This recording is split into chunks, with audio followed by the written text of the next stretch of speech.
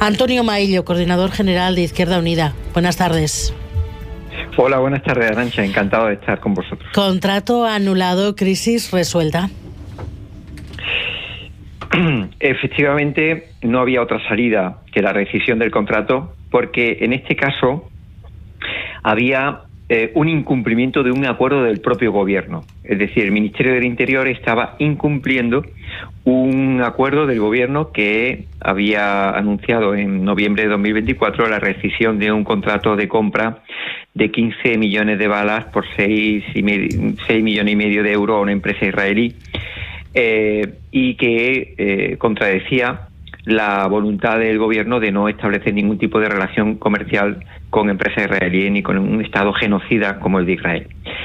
Sobre ese acuerdo no había otra solución, y es evidente que el acuerdo no se circunscribe solo a este contrato, sino a todos aquellos que estén en marcha y que por tanto no cumplen con el principio que había establecido el gobierno. Por tanto, el acuerdo no es solo sobre este contrato que fue el que causó el revuelo el lunes y el martes, sobre el que nosotros hemos mantenido una postura muy firme, porque evidentemente con el genocidio que está cometiendo Israel contra la población palestina no hay matices ni hay ambigüedades, y este gobierno no podía ser ni cómplice ni tener ni un euro conectado con empresas que contribuyen a esa masacre.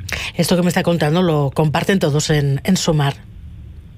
Bueno, yo le hablo como coordinador de Izquierda Unida y de una formación que usted sabe tiene un compromiso con la causa palestina muy firme, y en el que nosotros evidentemente salimos ayer profundamente preocupados, y de hecho hablábamos de crisis de gobierno, obviamente, porque se estaban produciendo toda una serie de medidas unilaterales que no se habían negociado, y en este caso con la gravedad de que encima era el incumplimiento de un acuerdo que por el propio ministro del Interior había anunciado que se estaba rescindiendo, y no era verdad.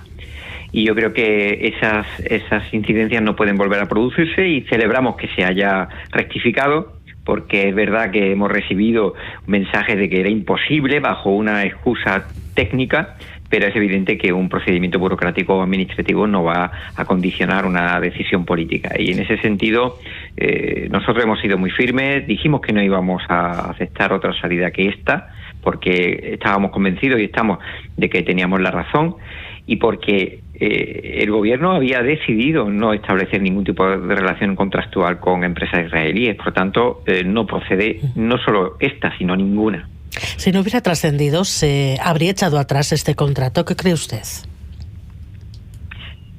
El problema es que lo importante en política es analizar sobre las realidades. Y a nosotros lo que nos preocupa es que se tomen decisiones, en el caso del Ministerio del Interior, ocultando y haciendo incumplir la propia decisión del gobierno. Eso es algo muy grave, ¿verdad? Entonces, es evidente que tarde o temprano se tiene que saber. ¿Y sabe por qué? Porque la plataforma de contrato del sector público, que es pública y transparente a través de la red, se puede acceder por parte de todos los ciudadanos. Y yo quiero agradecer además a aquellos que de manera voluntaria han hecho un rastreo formidable para detectar todas las contrataciones que podían ser susceptibles del incumplimiento de este embargo, y por tanto era difícil que se escapara al control, aunque lo han intentado, porque la mala práctica del Ministerio del Interior hizo que se resolviera el miércoles de Semana Santa y subiera a la plataforma el viernes de Semana Santa. Pero creo que afortunadamente se ha podido modificar y rectificar. Y si no se modificaba y si no se rectificaba, pues la única solución que tenía el ministro era irse a su casa. ¿En algún momento ha habido riesgo de ruptura? ¿De verdad Izquierda Unida ha planteado salirse del gobierno? Nosotros no hemos planteado explícitamente salirnos del gobierno, no era nuestro objetivo. Nosotros lo que sí decíamos que no íbamos a pasar por aquí, por tanto, si no hubiera habido rectificación, pues habría seguido una situación muy complicada en el gobierno de gestionar, eso es indudable.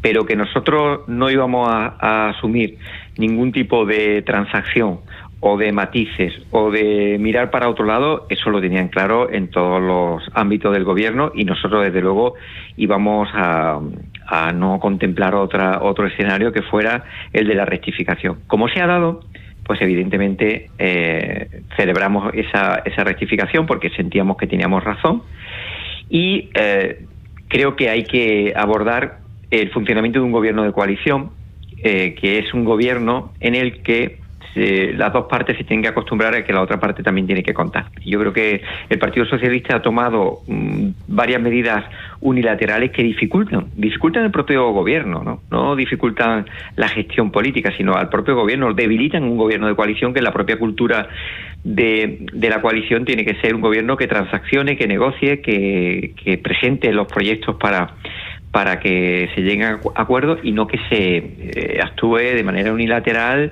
con planteamientos y propuestas que son elementos nucleares de la política. El programa de defensa y de gasto bélico también confronta con nuestra opinión, y desde luego nosotros no nos damos por vencidos de que esa sea la dinámica y el carril del gobierno, porque entonces sí vamos a tener de nuevo problemas para afrontar el desarrollo del propio gobierno y de la propia legislatura. Es la segunda disonancia en 24 horas. Efectivamente, ustedes se oponen al aumento en gasto de defensa, pero Pedro Sánchez anunció 10.000 millones más ya este año. ¿Apoyan ustedes que una decisión así no tenga que ser avalada por el Congreso? Efectivamente, Izquierda Unida ha planteado su radical oposición a esa medida y esa subida del gasto militar, y la necesidad, como se ha hecho siempre en nuestro país, de que se someta a votación en el Congreso de los Diputados. Y evidentemente nosotros íbamos a votar en contra, no ni abstenernos ni votar a favor, sino absolutamente en contra. Y creo que no saldría adelante, a no ser que tuviera que pedirle ayuda a la fuerza de la derecha, ¿no? Y eso entraría en una grave colisión con los intereses de un gobierno que intenta construir una alternativa diferente a la hegemonía de gobiernos de derecha y de extrema derecha que ocupan los despachos de los ministerios y de los gobiernos de la mayoría de los países de la Unión Europea.